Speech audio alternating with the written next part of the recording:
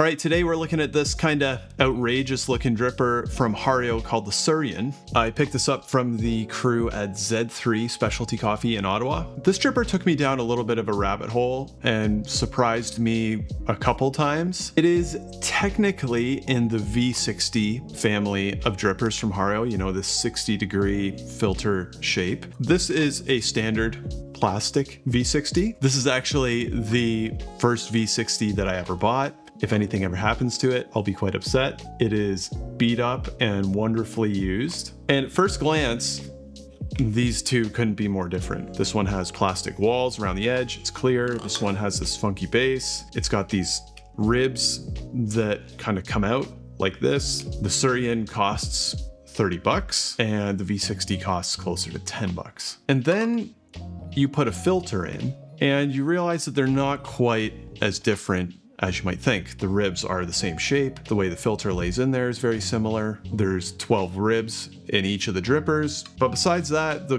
kind of way the filter is suspended in there is the same. The main difference being that there actually is no solid wall that kind of blocks this filter off from the outside world. And you immediately start to wonder, what is the difference in the brew characteristics between these two? Because surely there must be something different caused by this. And it was the process of trying to discover what that actually was really took me on some twists and turns here. Let's look at the more obvious differences first though, shall we? Most significant is these ribs right here that just pop out. You can buy different colors of ribs for just less than 20 bucks a pop. You can take out whatever color you don't want and put in whatever color you're looking for. It's also got a slightly different base. You know, this has just got this flat disc. This has got this more kind of curvy shape to it. The thing that holds the ribs can just pop out of the base fairly easily. And that's nice in some ways. In other ways, I found that if I was moving too quickly with this thing, I could just shake it and the whole apparatus would just sort of fall out there. Something I do quite like about that setup is that in some ways, it makes the Suiren a lot more suitable for travel than a V60. Like, this is just a really awkward shape to pack it up and put it in your luggage. You know, you can even get kettles that flatten down, but a V60 is just not going to go into a suitcase very well. This, you can take it apart, put some elastic bands around the fins, throw it in your luggage, and you got a V60 that you can travel with. I even tried using half the number of fins that you would normally use, and it does work. So if you want to travel even lighter, you can do that. So let's brew a cup of coffee with it and see what we find. One thing I did notice is when you're folding your seam on your paper, depending on where that fits in between the ribs, that can be a little bit more awkward than on a standard V60. So I'm going to do a very simple recipe that is basically exactly what I would do on a normal V60 brew. I've got 16 grams of coffee. I'm gonna start with a 50 ml bloom. Give it a little swirl. I'll put this down in the description too. Let that bloom for 45 seconds. Sometimes I'll let it go a little bit longer depending on the coffee. And then I'll follow it up with 4 other 50 ml pours to bring me right up to 250 ml. It's kind of a riff on a 4-6 recipe, just a little bit easier to remember. It's gonna go in slow, smooth circles. And I'm gonna do each of those pours in about 20-second intervals. All right, this is the last pour and we're gonna let it draw down. All right, and your brew should time out just under 3 minutes. That is really good. So this is a double anaerobic thermal shock washed Castillo from El Paraiso, roasted by Hatch. And I get like strong gummy candy. They would say like lychee. I'm getting like a little bit of lime, a little bit of nectarine in there maybe too. Very crisp, very well represented acidity. Exactly what I would hope for from a V60. But surely they have to brew differently, right? I mean, look at them, they're totally different. This one has these walls, these extra ribs up here, better thermal insulation. This one has no walls, these ribs going down here. There's gotta be some differences. So I put the brewers side by side and I brewed up some coffee and I had some presuppositions about what was going to happen. I thought this one may hold the heat a little bit less well for obvious reasons.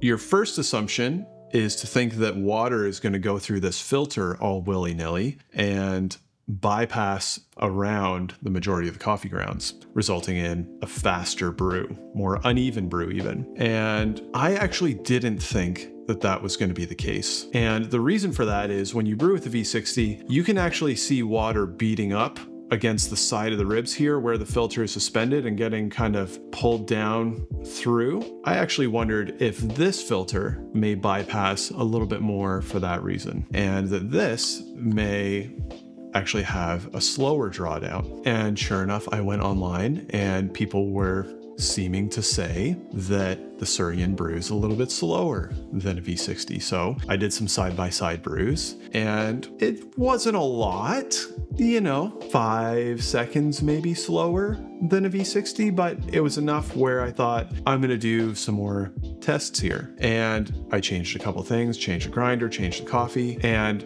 the two were brewing almost exactly the same. I thought, no, there's something else going on here. Like, there's enough people out there saying this is a slower brew, it's sweeter, it's more mellow. So I tested a couple things and I got it to brew a lot slower in this one specific test, like 20 seconds slower. And then I did another test and I changed a couple other things and they were, again, right neck and neck. So by this point, I wasn't totally sure what was going on. I measured temperature as well, and the temperature was somewhere 2 to 4 degrees cooler than on a plastic V60. And if anything, that may contribute to a little bit more mellow of a flavor. When it comes to the actual flow rate, I was really looking for a definitive answer because just intuitively, you think that these two brewers are going to behave very differently in some way. And I just couldn't reproduce something with enough consistency that I was feeling like this is actually making a marked difference, that I may or may not want to go with this brewer over this one. On the whole, if there was a trend, it did seem to brew slightly more slowly. And I'm talking like 3 to maybe like 8 seconds per brew. That is not enough of a difference in order to make a significant impact in flavor. You get a lot more difference by, you know, switching your grind size, switching your grinder, switching your filter paper, switching your water temperature, any of these things. The difference in temperature, anytime I could pick out a difference, you know, a slightly sweeter, more mellow acidity, I would be more liable to chalk it up to that. I even ended up taking out 2/3 of the ribs to see if I could exaggerate any kind of impact. And again, it wasn't exaggerated enough where I felt like there was some kind of grand conclusion to be made. So this is the trap that somebody like me and maybe somebody like you can fall into, is you get so laser focused on these products and the differences between them that you really are looking for that core discovery of something that you can pull out and present and say, hey, these are really different and you never would have thought it, or maybe you did think it. In this case, if you want to get a Suiren, you like how it looks, you like the color changing thing, it feels like a cool aesthetic vibe for you, I say go for it.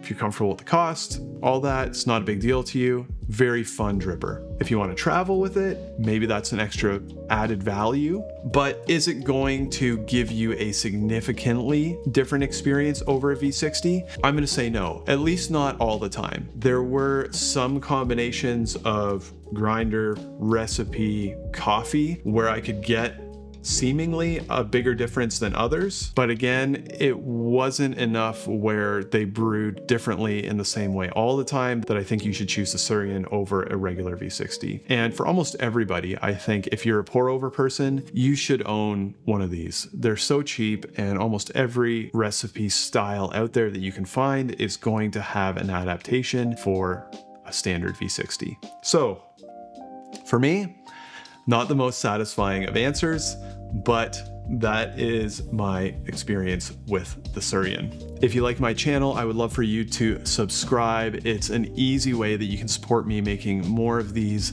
videos, and it doesn't cost anything. I got some fantastic videos coming up actually, and if there's something you want me to review, I would love for you to drop it in the comments. I hope your next cup of coffee is fantastic, and we'll see you next time.